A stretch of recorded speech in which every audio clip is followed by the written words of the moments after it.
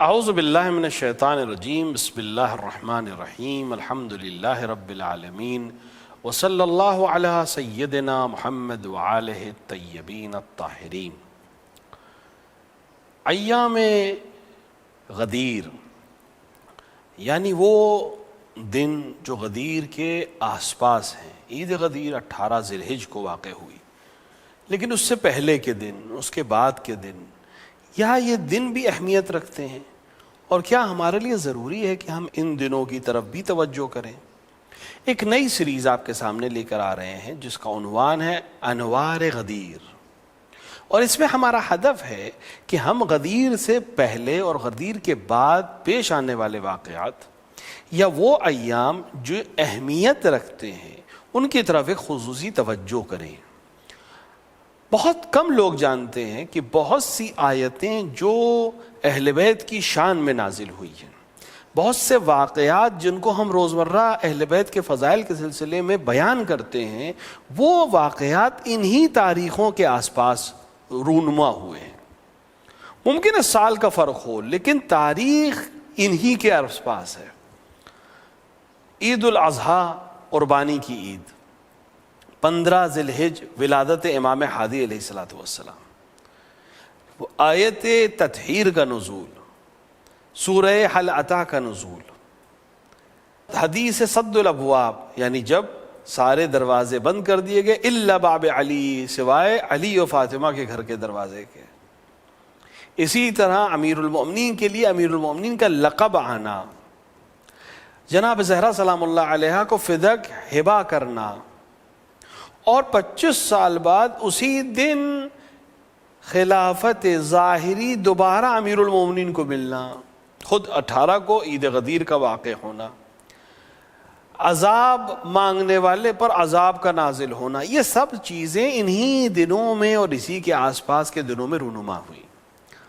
لہٰذا کوئی خاص مصلحت تھی خداوند عالم کی کہ اس نے ان دنوں میں ہی اس طرح کی چیزیں رکھیں تاکہ ہم ہم آہنگ رہیں، یعنی وہ آیتیں یا وہ روایتیں جو ہم عام طور سے حقانیت تشیع کے لیے استعمال کرتے ہیں وہ انہی دنوں میں نازل ہوئی ہے یا رونما ہوئی، لیکن عام طور سے توجہ کم ہوتی ہے۔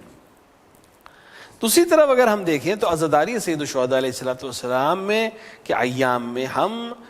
تقریباً پوری دنیا میں اہل بیت کے فضائل اور اہل بیت کے مصائب رائج ہے بیان ہونا، لوگوں تک پہنچانا۔ تقریباً پورے ماہ محرم، پورے ماہ سفر اور حتی بعض علاقوں میں ماہ ربیع الاول کی 8 تاریخ تک یہ سلسلہ رہتا ہے، اور اس کا بھرپور استعمال الحمدللہ کیا جاتا ہے، اور مختلف طریقے سے اہل بیت علیہ السلام کے فضائل، ان کے مصائب اور اس سے منسلک چیزیں لوگوں تک پہنچتی ہیں، معارف پہنچتے ہیں۔